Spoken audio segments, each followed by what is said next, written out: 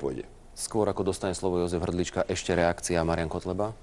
Musím reagovať tu na kolegu, ktorý vraví o tom, že ako to tu treba zmeniť, aby Slováci mali veľa detí. Ľudová strana naše Slovensku zatiaľ nebola vo vláde. Vo vláde tu boli niektorí iní ľudia, ktorí sú tu dnes v štúdiu a mali možnosť spraviť niečo preto, aby naozaj boli také podmienky, že slušná slovenská rodina sa bude tešiť na to, že bude mať viac detí, že bude mať podmienky bytové, že nebude sa musieť báť o svoju prácu. Preto my si tiež myslíme, že problematika dôchodkov je veľmi ovplyvnená tým, aká je dnes tá demografická krivka, že naozaj otvorene slovenská rodina má možno v priemere 2 deti. Naproti tomu, ako tu bolo povedané, to len trošku buďme konkrétni, cigánske dievčatá sa neboja byť tehotné.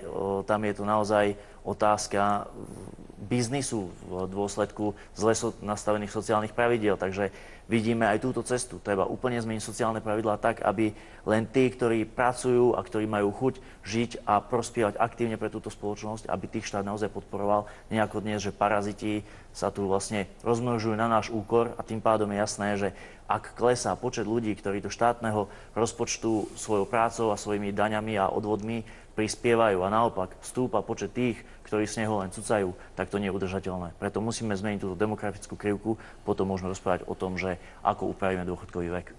Stále hovoríme